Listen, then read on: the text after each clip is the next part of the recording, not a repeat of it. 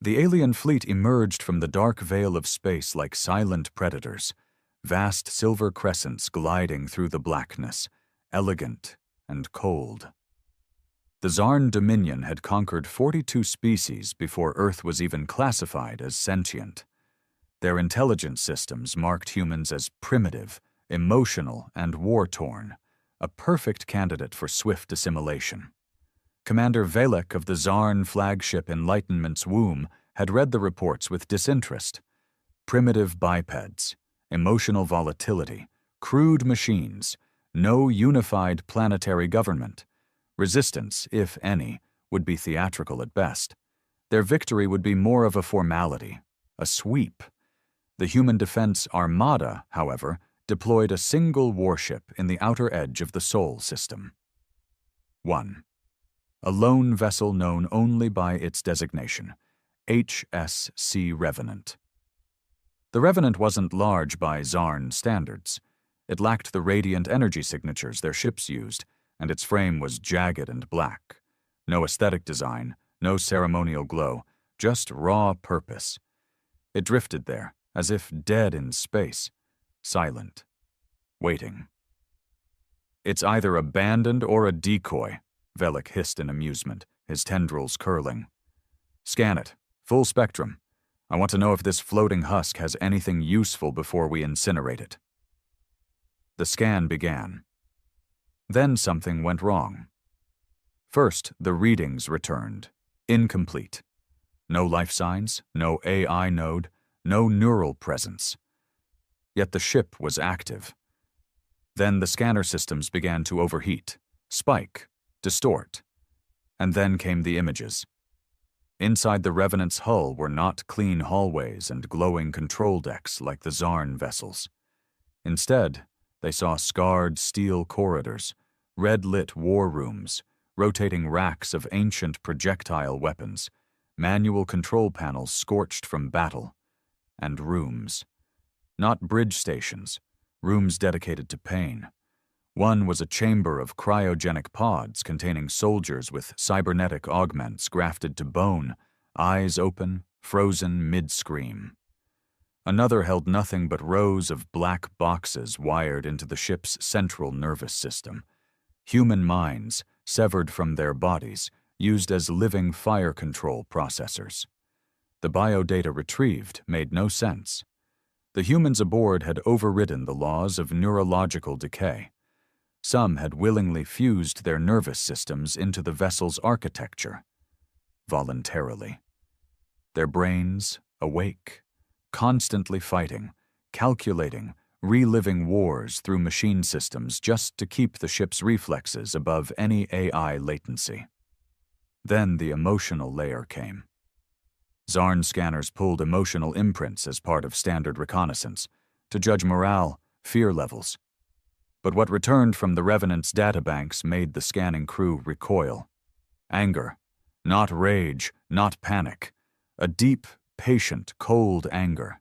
Years of it. Like something that had been coiled for so long it had learned to wait. And under that, loss. Oceans of grief, stored like ammunition. Memories of cities turned to dust. Children gone to ash. Vows whispered to corpses in silence. The Revenant wasn't built by a military regime. It wasn't crafted by protocol or law. It had been forged by grief-stricken monsters who had nothing left to lose. Velek's voice broke the silence. "Is this weaponized sorrow?" The technician stammered. "Commander, I don't think this ship fights us the way we understand. I think it hates." Suddenly, one by one, the crew collapsed. The scanners had gone too deep. Neural backlash began frying their minds. Phantom memories, human screams, battlefield echoes erupting in their consciousness. Several Zarn officers vomited clear bile, clutching their heads. Some began crying out in languages not their own. The warship had no weapons trained on them. Yet it was already attacking. It wasn't a decoy, it was a trap. But not for ships, for minds. "Recall the fleet," Velek roared, now standing alone in the flickering gloom. "Now!" But the signal wouldn't send. Because now the Revenant was moving. Not fast, not aggressive, just drifting forward in utter silence. Its hull shimmered with something new, an energy the Zarn didn't recognize. Not plasma, not atomic. It was memory-fueled, intent-based, something alien, something human. Velek finally understood. They hadn't found a warship. They had found a tomb that refused to stay dead. And it was waking up. The Revenant began its slow, deliberate drift toward the Zarn fleet. It wasn't accelerating. There were no propulsion flares, no ignition trails. It simply moved, like an ancient predator that had already picked its prey. Silent, cold, absolutely certain of its purpose. Velek stood on the dimly lit command bridge of the Enlightenment's womb, clawed fingers digging into the biosensitive command console. Every breath felt heavier now. The ship's air filtration was stable, but the atmosphere felt denser, as if the very concept of fear had altered gravity itself. His second-in-command, Sub-Commander Inix, stumbled forward, her voice rasping. "Our neural net is fragmenting. The crew is hallucinating. Sir, something is bleeding into our systems from the scan." Velek stared at her, with both his biological eyes and his implanted visual overlay. Inix's vitals were erratic, brain activity fluctuating. She was sweating profusely, something her species hadn't done since its aquatic evolutionary phase. Her eyes twitched, her mouth moved in small, fragmented phrases. "Too many names, I can hear them, screaming into stars." He stepped away. "Put her in stasis, full containment, and scramble comms. Disconnect every channel tied to the Revenant scan, now." The tech crew obeyed, but several moved sluggishly, distracted, murmuring lines in human dialects. English, some old war-era Russian, even fragments of Mandarin. The Revenant continued its slow approach. As it drifted closer, it passed one of the forward Zarn scout corvettes, the Glimmer of Stars. A sleek vessel designed for speed and cloak efficiency. As the Revenant passed within 100 kilometers, the corvette lost all power. No blast, no visible weapon discharge. Its core just died, like it had lost the will to exist. For nearly 30 seconds, the Zarn fleet watched in disbelief. The Glimmer of Stars simply floated there, inert. Then a pulse erupted from the Revenant, an inaudible tremor, like a whisper inside the bones of space. The Glimmer detonated, but not conventionally. The explosion was contained, folding in on itself like a collapsing lung. Not a blast to destroy, but to erase. The kind of implosion that removed matter from memory. Velek's mandibles clicked uncontrollably. "What kind of weapon is that?" The weapons officer shook her head. "No known match. It didn't attack. It just made the ship forget how to hold itself together." Velek turned toward the main screen. "Bring up the Revenant's surface detail." The visual feed zoomed in on the jagged hull. Pitted, burned, welded in layers of mismatched alloys. No symmetry. It looked less like it had been constructed, and more like it had been stitched together from war zones. Then the lights came on. Across its surface, crimson glows lit up. Runes, letters, and symbols etched into the plating. Not standard text, but handwriting, thousands of names, carved by hand, by blade, by fingernail, soldiers, civilians, children, cities, dates, each one a scar, each one a memory, each one a reason. "This is not a warship," Velek whispered. "This is vengeance with an engine." He turned to the Strategist Council.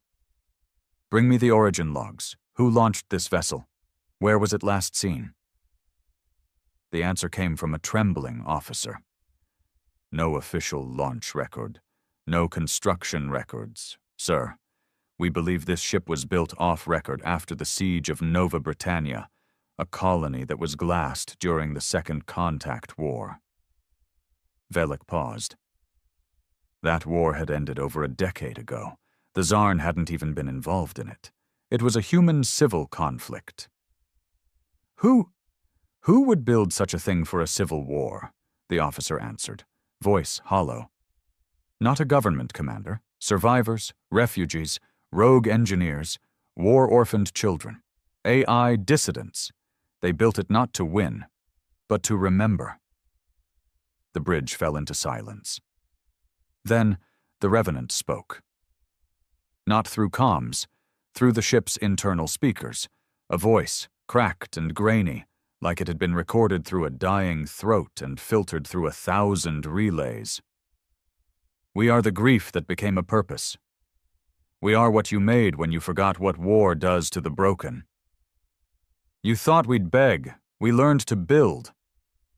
Now you will learn what we became. Then came the song. Soft at first, a human lullaby, off-key, old, sung by a woman's voice, tired, untrained, but deeply, painfully sincere. It drifted through the command bridge like smoke through lungs. Some crew dropped to their knees, weeping. Others screamed and clawed at their heads, trying to dig out the melody. "Shut it off," Velik howled. "We can't," someone sobbed. "It's not in the signal chain, it's in us now." Another corvette lost power, then another. The fleet scrambled to retreat. Too late. The Revenant's front hull split open, revealing what should have been a massive railgun or beam cannon. Instead, it was a chamber, filled with coffins, not metaphorical, real human-sized coffins, half open, half still sealed. Inside were the mummified, augmented corpses of soldiers hooked into cables, staring through empty sockets. They were not dead, they were conscious, and they were watching. "The souls of the fallen are the fuel," whispered the weapons officer. "They didn't upload consciousness, they preserved it." The Revenant surged forward, not by thrust, but by will. The very laws of inertia seemed to bend around its hate. Then it fired. Again, not in any conventional sense. The coffin cannon unleashed a pulse of raw emotion, compressed into kinetic entropy. Ships in its path didn't explode. They fell apart, like old memories being forgotten. Atoms drifting like sand in the wind. Fleet Admiral Kirix sent an emergency override to the Dominion homeworld. "Abort invasion. Abort invasion. Earth is not conquerable. Earth has made something unspeakable. They've weaponized suffering, not pain, not anger. Suffering. It thinks, it remembers, and it wants us to join it." The message never arrived, because the Revenant intercepted it, consumed it, and then rebroadcast it to the rest of the galaxy. Now every species with ears to hear and minds to comprehend would know. Humanity wasn't the weakest link in the stars. They were the only species so broken, so mad, so heart-scarred, that they had stopped fighting for victory. They fought to make others feel what they felt. As the Tsarn fleet disintegrated in orbit, Velik collapsed against the side of his command chair. Lights failing, systems falling. One last glimpse at the ship that had broken everything. The Revenant hovered in the void, lights flickering across its body like silent prayers. Then its hull shifted again, and this time, Velik saw what was underneath. A face, an enormous carved face into the metal. A woman's face, eyes shut, tears rendered in alloy, a memorial etched into death itself. Underneath, a line was scrawled in blood-like paint. "For Elaine, for our daughter, for everyone who died while you watched." Then the Revenant turned, heading not toward Earth, but deeper into space, to find the next threat, to remind the next empire, to mourn, and to make them all feel it. The Revenant didn't disappear into hyperspace like most ships. It didn't fold reality or slip into wormholes. It drifted, deliberately, relentlessly, like a haunted comet cursed to deliver reminders of pain across the stars. In the aftermath of the Tsarn fleet's annihilation, the Galactic Council convened for an emergency session. Species that hadn't spoken in decades now screamed over each other. Panic spread like fire. What did the humans build? Was this sanctioned by Earth's government? Can it be reasoned with? Does it even think like a species? Or like a grave? Earth's representatives were silent.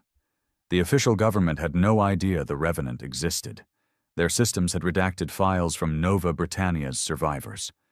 What began as a refugee crisis had been buried in bureaucratic shame, dismissed by senators, ignored by Earth's elite. And now those forgotten souls had sent their answer. Meanwhile, deep within the Revenant, Commander Maeva Quinn opened her eyes. Not all minds aboard the ship were entombed.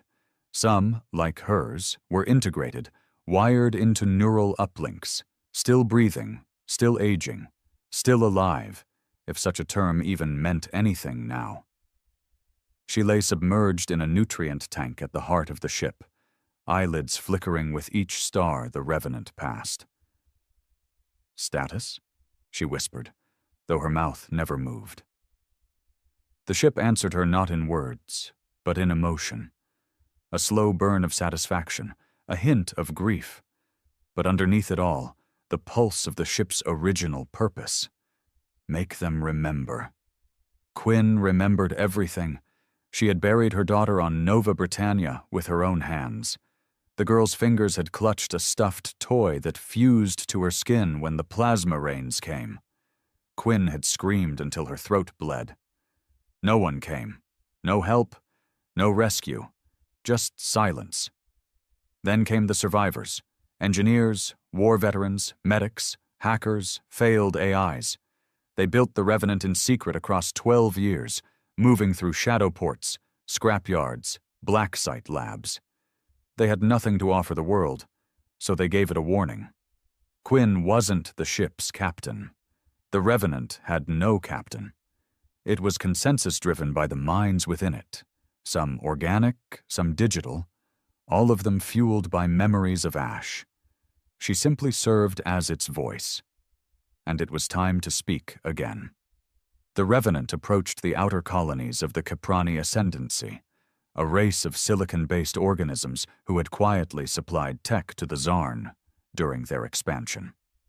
Not openly, not directly, but their fingerprints were all over the weapons used on Nova Britannia. They had watched humanity burn and sold the tools to light the fire. Quinn's voice rang through space, piggybacking on the subspace beacons of Caprani trade networks. "We know what you did. We know who profited. We don't ask for war. We ask for a debt to be paid, in remembrance. The Caprani did what all advanced empires do when confronted with something they didn't understand. They tried to reason. They sent envoys, then diplomats, then threats, finally warships. The Revenant sent them a single package in reply. Inside was a vial, atoms carefully suspended in stasis, human blood, mixed with melted steel, bone fragments, DNA from over 2,000 victims of Nova Britannia's annihilation. A message etched into the glass. They are with us. They always were. Tell your children what you did. Then the message changed. Not digitally. In real time, the vial's surface melted and reformed the sentence, pulsing with heatless flame. Now you will carry their grief too. And just like that, the Caprani began to suffer. Not physically. No weapons were fired, no signals jammed. But their dreams changed. Sleep turned to nightmares. Their AI systems became sluggish. Their translation algorithms faltered. Words on their screens would occasionally turn into human names, random and endless. In every public broadcast, TV, radio, hollows, faint sobbing could be heard beneath the layers. A woman's voice humming lullabies, sometimes children crying, sometimes just silence. The Revenant had learned something no empire had dared pursue. It had figured out how to broadcast sorrow, how to digitally transmit trauma. and it never stopped. As Caprani society unraveled, Earth's government finally made contact. General Raymond Locke, head of Earth's Global Peace Accord Defense Division, opened a secure channel. Not to Quinn, but to the ship itself. "This is not sanctioned. You will stand down. This is an act of terrorism against galactic law. You are endangering diplomatic relations." The Revenant replied in less than a second. A new channel opened, not from the ship's mainframe, but from a child's voice, barely 6 years old. "You didn't save us. Why do you care now?" Locke froze. He knew the voice. Elaine Quinn, listed as dead. One of the first civilian casualties from the siege. Who uploaded this voice line?" he demanded. No answer came. But behind him, his comms officer began to weep. The video feed didn't show the Revenant. It showed a bedroom, earth-built, pink walls, toys. Blood splattered over the floor in a perfect ring around the bed. A child's shadow moved across the room, singing softly. "The stars are cold. My bed is warm, but you left us in the firestorm." General Locke issued a full shutdown, but the image had already burned itself into the eyes of 1 billion viewers. The Revenant hadn't just declared war on its enemies, it had shamed its creators. That was its true power. Not destruction, but remembrance. Forced memory, forced empathy. And it was spreading. Back on the ship, Maeva Quinn monitored the feedback loops. The hive mind within the Revenant was growing stronger, more connected. Some of the uploaded minds had begun rebuilding themselves, reforming identities lost in trauma. "Elaine," she whispered, trembling, "are you still there?" The lights in her tank pulsed. "Yes. Do you forgive me?" Silence. Then a soft voice, childlike but far older than it should have been. "I don't know what that means." Quinn wept, for the first time in years. For real. The ship hummed with quiet understanding. Forgiveness was not its goal. Memory was. Elsewhere in the galaxy, other empires took notice. Some planned to attack, others planned to study the Revenant. A few thought of capturing it, using its techniques to control their own populations. But the ship was already ahead of them. Inside its databanks were thousands of stored memories, not just of the dead, but of what was done to them. Entire libraries of atrocities. It didn't threaten planets. It simply leaked truth. To one empire, it leaked footage of child labor camps. To another, it sent out audio from interrogation cells used on refugees. One ruling council awoke to find every building wall covered in names they'd long since buried in cover-ups. The Revenant was not a weapon in the traditional sense. It was a mirror held to the cosmos. And no one wanted to look. But they would, because the ship was still moving. And grief never forgets. The Caprani ascendancy officially collapsed 17 days after the Revenant passed through its outermost colonies. There were no battles, no sieges, no formal declarations of war. They simply fell apart. The dream disruptions spread beyond military ranks. Civil workers forgot how to operate power grids. Agricultural engineers began hallucinating faces in the dirt. Students stopped attending school, some too terrified to sleep, others babbling about the morning ship in their native dialects. Religious sects that had ruled for centuries declared the Revenant a harbinger of divine wrath. Suicide rates surged. Entire moons were evacuated, not because they were attacked, but because they felt haunted. Even silence had become contaminated.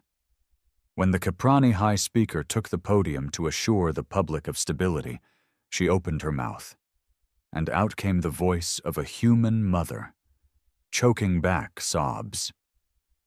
"We made dinner. She didn't come home, because you sold her death." It played across every channel, She collapsed on the floor seconds later, bleeding from the ears, her neural implant fried from a signal no one understood. No shots fired, just echoes. Back aboard the Revenant, Maeva Quinn listened to the transmissions flooding in from across the stars. Dozens of empires were now reaching out. Some pleaded for peace, others demanded answers.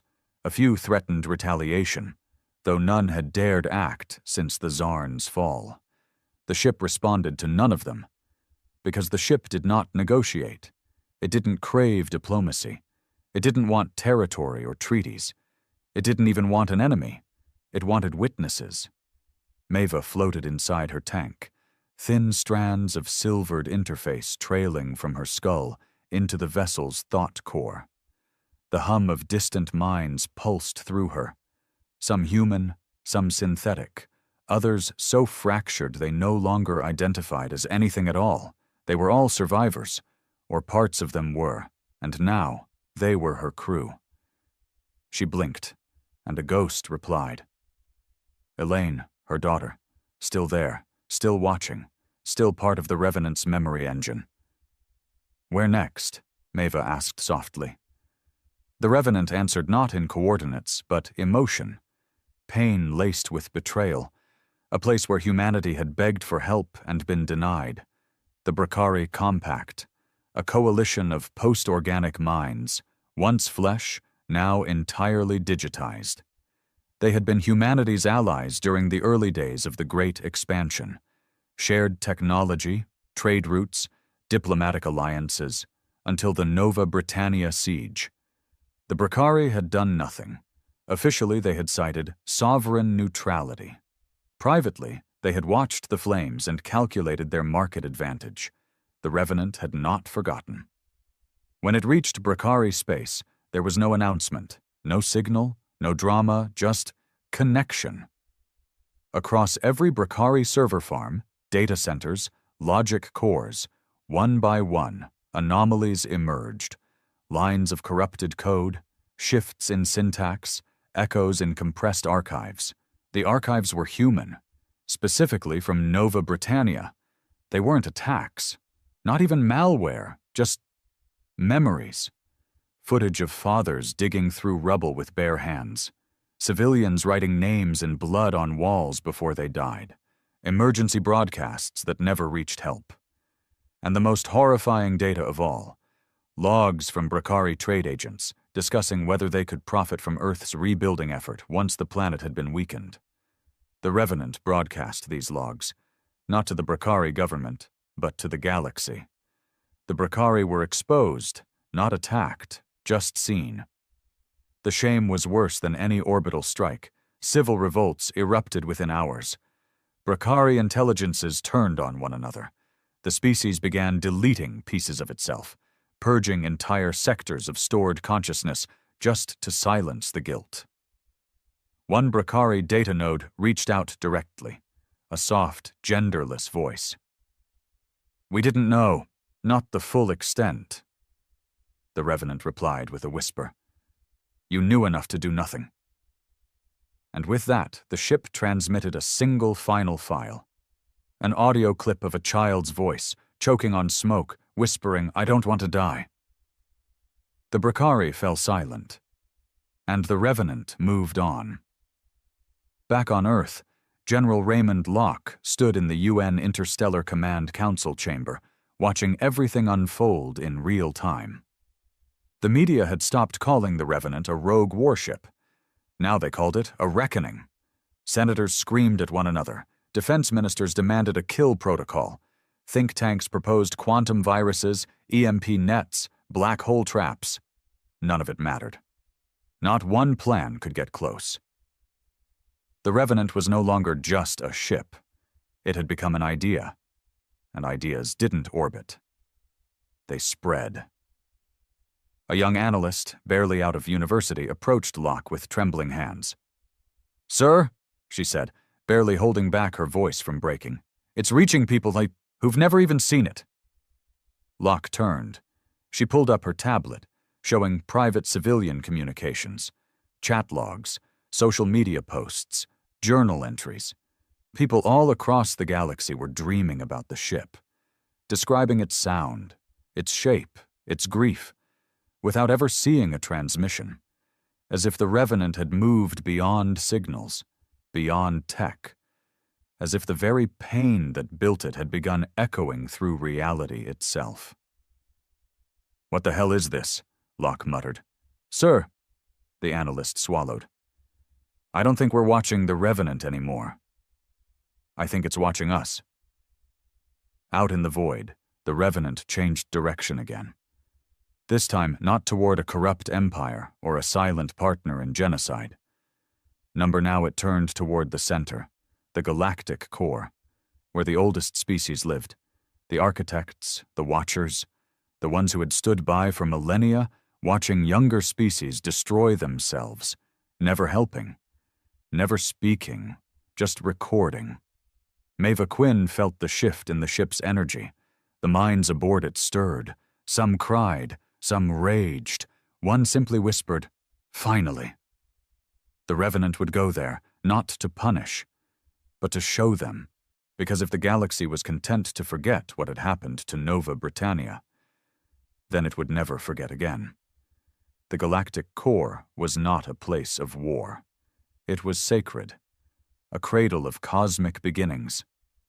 There, near the twin singularities of Athrazai, in orbits held in balance by impossible physics, drifted the homeworlds of the architects, the first species to crawl from light into language. Being so old, they no longer counted time in rotations or revolutions, but in eras of extinction. Their bodies no longer aged. They had digitized their essence into memory threads, woven into the very code of planetary crust. They did not govern, they did not interfere, and they never repeated themselves. The architects were considered above consequence. They had watched galaxies die, empires crumble, stars cannibalize their own children, and never once lifted a finger. Observation was their religion, detachment their doctrine. But when the Revenant breached the outer fold of the core, their silence began to fray. No ship had ever reached the core uninvited. It was protected by defense mechanisms too ancient to have names. Light traps, gravitic coils, echo mines that turned sound into entropy. The Revenant passed through every one of them, untouched, because the ship didn't resist. It just remembered. Every weapon that targeted it was met not with counterforce, but emotion. Sentient traps experienced regret. Defensive AIs were overwhelmed by mourning. One defense beacon imploded, not because it was struck, but because it wept itself into non-function. The architects watched, at first with curiosity, then concern, and then, for the first time in 8,000 star cycles, fear. The Revenant stopped in orbit around Athrazai Prime, the central thought core of the architect species. It said nothing. It didn't need to. The atmosphere of the ancient world changed. The oceans darkened. The winds slowed. Memory threads across the planet lit up with foreign thoughts, uninvited, raw. Maeva Quinn stirred in her nutrient chamber. The ship had grown quiet. Not dead, just still, like a crowd before a funeral speech. Every voice within the Revenant had gone quiet, even Elaine. For the first time in years, Maeva was alone in her own mind. Then the voice came. Not human, not alien, something between both, like a song wrapped in dust and sung through the throat of eternity. "You are not one. You are many." Maeva responded with a dry, trembling voice. "I am one of many, but I speak. We have never seen one such as you. You never looked when it mattered. It is not our way to intervene. And yet you built the roads the monsters used to reach us." Silence, the kind that weighed heavy. Then, "You bring us memories. Why?" Maeva's jaw clenched, her neural cables twitched, and then she showed them. No words, no language, just pain, The final moments of Nova Britannia, broadcasted through thought. Fathers pulling burned doors off ruined homes. Mothers cradling children turned to ash. Soldiers digging trenches with their bare hands while orbital bombardments screamed overhead. Civilians waving flags, not in surrender, but in hope that someone, anyone, would see them and care. And the sky had been full of watching eyes, satellites, recorders, architect drones, and not one moved. The architects didn't need to speak again. Maeva felt it in the silence. They had seen, not just the facts, but the truth. The Revenant pulsed. Its exterior shimmered with emotion made manifest. Names scrolled across its hull in glowing red script. Not names of soldiers, but of witnesses, of people who had stood by and done nothing. The message was clear. You are part of this. The architects, for the first time in recorded history, responded emotionally. Not in anger, not in defense, but in guilt. A storm erupted across the surface of Athra Xi Prime. The planet's energy grids began to flicker. They were not crashing. They were recalibrating. The world itself was feeling. Architect memory threads began rewriting themselves, updating their records, including Nova Britannia, including Earth, including the Revenant. History, they finally understood, wasn't made by victors. It was made by those who survived long enough to tell the truth. Maeva opened her eyes. She felt Elaine's presence again, felt the other voices returning. "Was it enough?" she whispered. "Did they finally see us?" Elaine's voice, small but clear, rang softly. "They saw me." But the Revenant wasn't done. Not yet. Because there was still one last destination, one last name on the list. Earth. Not for vengeance, but for accountability. Maeva felt it in her marrow. Because while aliens had killed Nova Britannia, and ancient empires had watched, it was Earth that had buried the story. That turned away. That labeled the survivors extremists, erased their pain from official records, and moved on like it was just another unfortunate footnote in galactic politics. The Revenant turned. Earth's defense grid flared with warnings. Thousands of ships scrambled, not to attack, but to prepare for judgment. In orbit, General Raymond Locke stood aboard the orbital fortress Atlas Crown, staring into the growing shadow of the Revenant as it approached. He remembered Maeva Quinn, remembered denying her asylum requests, labeling her unstable, calling her grief political extremism. He whispered, "God help us." But there was no God coming, only memory. The Revenant reached orbit. It didn't fire, it didn't move, it simply broadcast all over Earth on every screen, every device, every implanted HUD. Images appeared, not of war, but of what came after. Survivors of Nova Britannia digging graves, eating rats, selling their own organs to fund parts for the Revenant. Children growing up beside dead siblings because cremation cost more than a week's food. And at the center of it all, one woman, Maeva Quinn, caring for corpses as if they still breathed, feeding memories into machines, stitching grief into guidance systems, giving every name a place on the hull. Earth stopped. The Revenant opened its final message. We were not made to kill. We were made to remember. But you tried to forget us. The skies over Earth filled with silence, and then for the first time, the world knelt. No one told them to. No order was given. But billions across the surface, humans of every nation, every creed, fell to their knees, tears running down their faces. Not because of fear, but because of shame.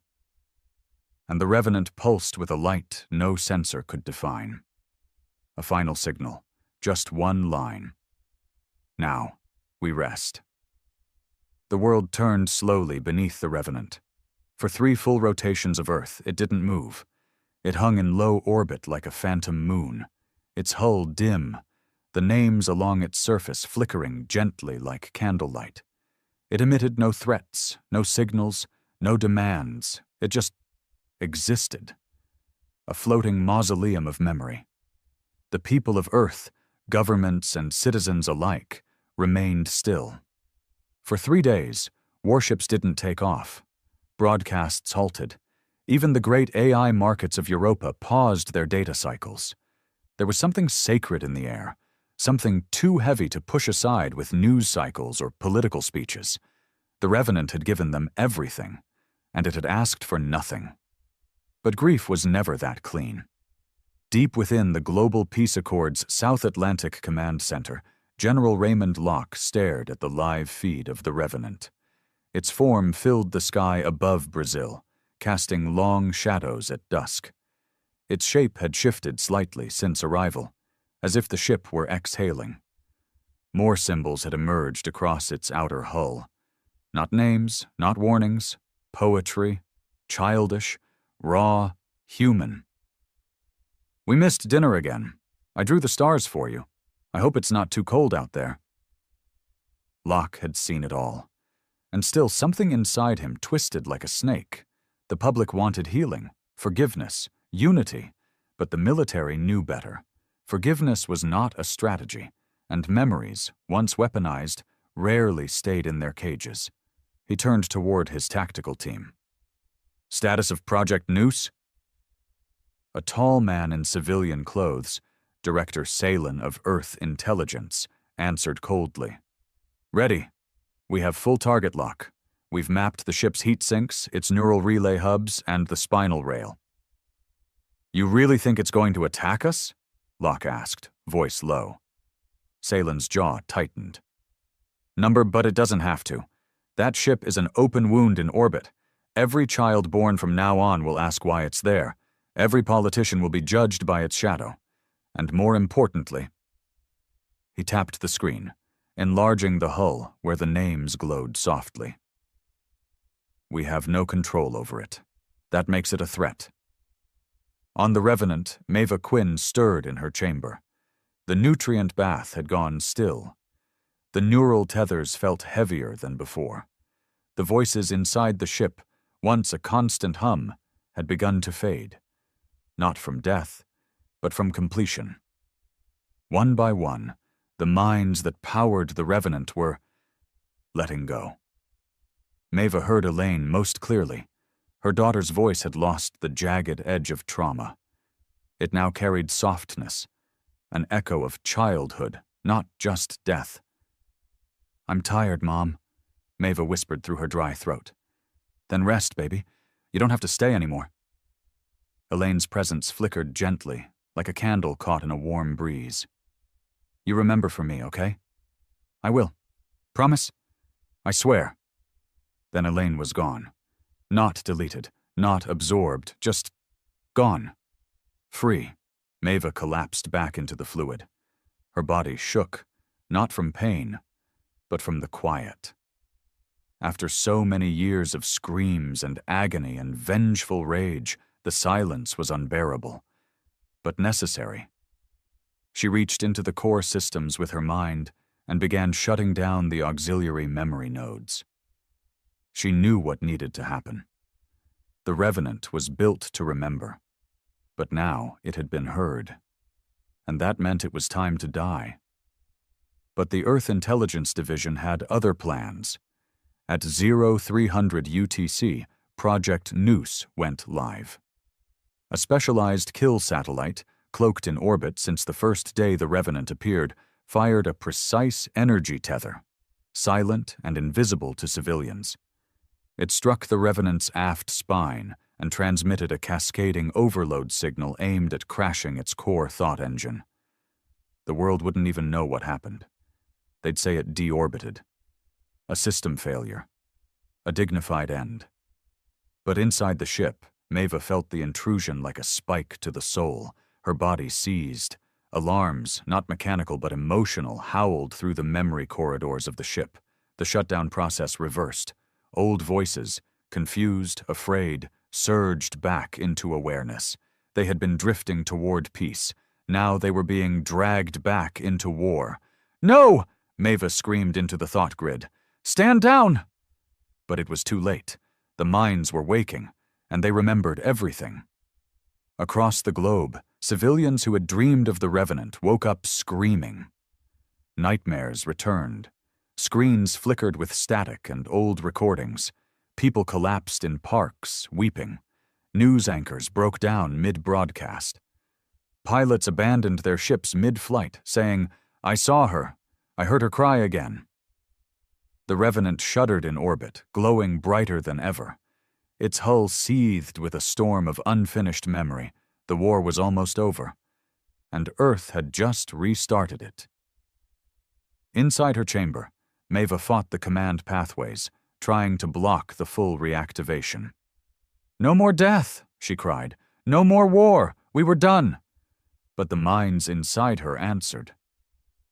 "They don't want us to rest. They want to forget us again. We won't let them." She couldn't stop them. The Revenant began warming its rail system. Weapons formed from grief, rebuilt in seconds. Target, Earth. But something happened that no one expected. Earth itself spoke. Not through governments, not through generals, but through people. All across the planet, civilians began broadcasting toward the Revenant. Not orders, not demands, apologies. Children held up signs. "We remember Nova Britannia." Old veterans confessed on live streams. "We failed them. We failed you." Survivors came forward. "We were told to stay quiet. We won't anymore." Billions of voices, across every network, across every language, not in fear, but in sorrow. Maeva felt it flood into the ship. Real empathy, real mourning, not manufactured, not delayed, but shared. And for the first time, the Revenant paused its weapon systems. Inside the neural core, the other minds grew still again. A voice, one of the original engineers, long since decayed, whispered, "Maybe it's finally time." Maeva opened the main broadcast channel, her voice raw and tired. "To the people of Earth, to the stars that watched us burn, we thank you." Her words echoed across every screen, every ship, every moon. "You remembered us before we became monsters. That's all we ever wanted."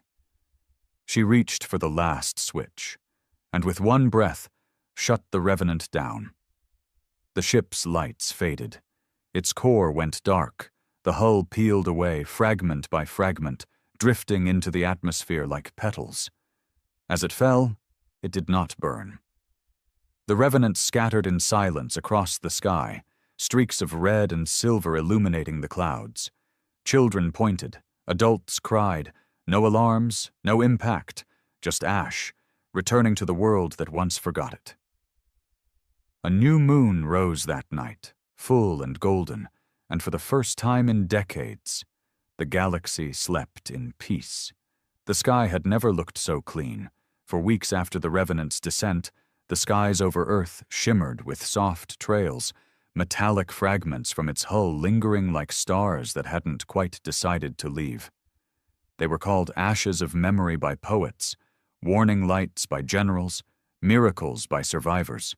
The world had changed, and the galaxy was listening. But change is not the same as peace.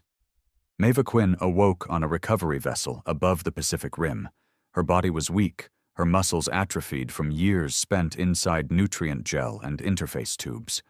She couldn't feel her legs, could barely move her arms, but she was alive. And alone. No more voices in her head, no more whispers from the dead.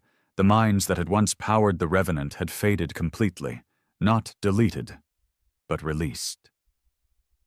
She sat in a wheelchair now, rolled gently to the viewing deck each morning by a young nurse named Kiko. The first day she was conscious enough to speak, she asked the only question that mattered to her. "Did she make it out?" Kiko had paused, her hand resting on Maeva's shoulder. "If you mean Elaine," she smiled gently. "She's gone, Miss Quinn, But she left something behind. Kiko tapped her tablet and held it out. It was a video, captured on the final day, just hours before the Revenant disassembled itself. A single corridor in the ship, empty, except for a small handprint on a wall panel. Red. Crayon. Underneath it, written in block letters, "I went to sleep.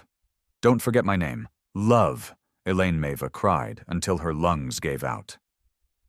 All over Earth, and eventually throughout the galaxy, Revenant fragments began appearing in unexpected places. Some landed softly in oceans, carried ashore by waves like seashells. Others embedded themselves in buildings, as if drawn by memory. None were radioactive, none dangerous, but every piece told a story, literally. They spoke, small metallic fragments when held, sometimes played sound. A laugh, a sob, a lullaby, a sentence spoken in fear or hope, each piece encoded with a single moment from the lives stored in the Revenant's soul bank. One scrap that landed in Nairobi whispered, "We held the line until dawn. I hope someone tells my wife I died brave." A curved alloy chip found in Quebec hummed with a lullaby in Spanish. A sliver no larger than a coin, dug from the sands of Cairo, wept softly when held close to the ear. People began collecting them, not as weapons, as witnesses. The Galactic Council passed the Sentience Remembrance Accord within a month of the Revenant's fall, the first universal legislation making memorialization an interspecies responsibility. The architects, once silent gods, offered their vast archives to humanity. Every memory, every record, no censorship. They added a simple line to their planetary seal. Observation without empathy is complicity, but peace never spreads evenly, and not everyone remembered for the right reasons. In the shadowed corners of Earth, whispers grew, networks, cults, ideologies that twisted the Revenant's legacy into myth. Some saw it as divine, a celestial judgment. Others saw it as power, proof that grief could be harnessed. A radical sect known as the Ashborn emerged. They claimed to carry the true signal of the ship, stating that Maeva Quinn had betrayed the mission by shutting it down. They sought to build a new vessel, one that would not end in forgiveness, but in domination. They believed the Revenant had gone soft. That grief should not be remembered. It should be spread. The Ashborn operated in secrecy, seeding AI viruses into war relics, trying to awaken stored memories in old weapons. They wanted to resurrect the weaponized trauma that Maeva had tried to bury. One fragment, stolen from a museum in Sydney, was recovered months later. It had been altered. The voice no longer cried. It screamed. Maeva was warned. A delegation of Earth intelligence arrived on her vessel. They asked questions, measured her responses, tried to assess whether she might still be connected to the ship's remains. They hinted, carefully, that she might be needed again. Maeva laughed bitterly. "I gave up everything I loved to make the galaxy, remember? Now you want me to forget all that and do it again?" The lead interrogator leaned forward. "Miss Quinn, they're not building a ship. They're building a religion." She stared out the window, eyes tracing the moonlight along the ocean. "No," she whispered, "they're building a mistake." Meanwhile, across known space, the Revenant's message was changing cultures in ways no one predicted. Entire planets restructured how they taught history, now including the cost of silence as a core ethical topic. Military academies used Revenant fragments as part of officer training, forcing cadets to hold one for 10 minutes and then write what they heard. Most wept. A few broke. None forgot. In the Outer Rim colonies, survivors of other atrocities, previously undocumented, began to come forward. The Revenant had reminded them that memory was not a weakness. It was armor. One exiled species, the Uthkai, who had been wiped from 3 systems by a pre-hyperlight empire, began rebuilding their archives. Their council leader said, "Your ship did what bullets never could. It made us real again. But peace, real peace, is never easy, and grief has gravity." 1 year after the Revenant fell, a small scientific vessel in the Saigon expanse picked up a strange reading, buried deep in a quantum echo, beneath radiation storms and noise. It was a signal, not mechanical, not language, emotion, raw and undirected. It was mourning. When they triangulated it, the coordinates didn't match any known planet. Just a spot in space. Empty. Dead. Unless something else had begun to remember. Maeva Quinn felt it before the report ever reached her. She woke one night in her rehab center, trembling. Her chest hurt, not from injury, but from absence. Something was wrong. Something unfinished. She looked to the stars and said one name. "Elaine?" No answer came. But the ocean wind changed, and the tides whispered like voices in the dark. The wind carried the smell of salt and something else. Burnt metal. Maeva Quinn sat in her chair, overlooking the cliffside near what used to be the South Atlantic Command Center. The complex was gone now, turned into a memorial site. Its skeletal remains stood as a reminder that command had never meant control. Not over grief, not over truth. She'd refused most interviews, most visitors. But today was different. She could feel it. The waves were louder, the sky quieter. And in the stillness, something inside her stirred. A tiny tremor deep within her spine, the kind she hadn't felt since the day she disconnected from the Revenant. It wasn't pain, it was calling. Behind her, Kiko approached, slower than usual. "You need to see this," she said softly, handing over a tablet. Maeva's fingers trembled as she took it. The screen displayed a report, off-world, from a deep space survey ship. Originally a routine mineral scan, now a red-level transmission, coordinates, deep in the Sagan expanse, Sector 0 Gamma 42, a dead patch of space, no stars, no gravity wells, nothing, except a pulse, one so faint it shouldn't have registered at all. But it had. And more than that, it wasn't just a pulse of energy, it was emotional in nature, quantum-entangled broadcasts, unpatterned but repeating. And when decoded into waveform visuals, the signature was unmistakable. Not language, but emotion. And not any emotion. Grief. Maeva looked up, voice barely audible. It's starting again. The Sagan expanse had never been colonized. No habitable planets, no safe orbitals. Navigation there was nearly impossible. Chaotic particle drift, radiation storms, magnetic pulses. But the moment the pulse was verified, exploratory fleets from 5 different powers launched toward it. None were military. None claimed ownership. Every ship carried historians, anthropologists, linguists, even poets. Because now, after the Revenant, the galaxy knew what was sacred. Memory. Maeva was invited, of course. They begged her to join. She refused, until the dreams came back.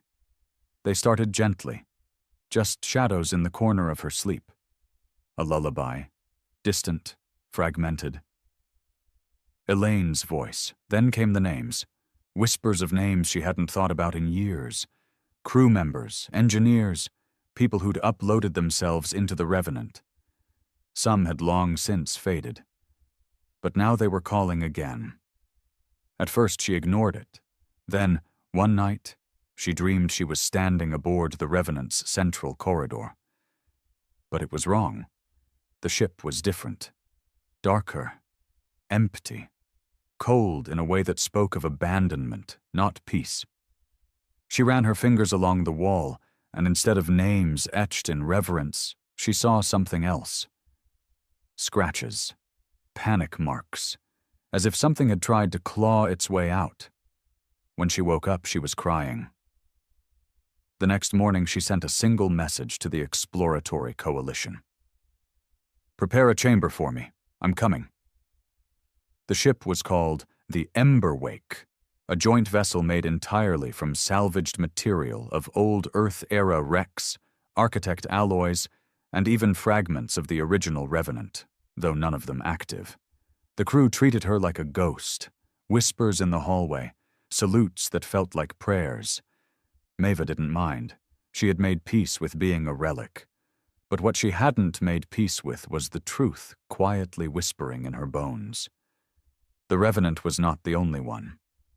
When they reached the Sagan Expanse's outer perimeter, navigation failed. Guidance systems went dark. Star maps folded in on themselves. None of the ships could proceed. Except the Emberwake.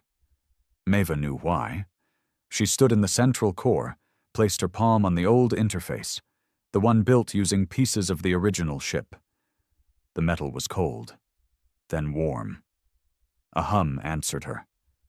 The Emberwake moved forward, alone. It took 3 days of drifting through darkness before they found it, or rather, before it found them. It didn't appear on sensors, didn't emit heat, didn't cast shadow. But there it was, another vessel, larger than the Revenant, less defined, its shape constantly shifting, sometimes a starfish-like lattice, sometimes a sphere with bleeding edges, sometimes a cathedral in orbit. The crew fell into silence. Every screen aboard flickered. Then every speaker crackled. Then came a single voice. "We were the ones left behind."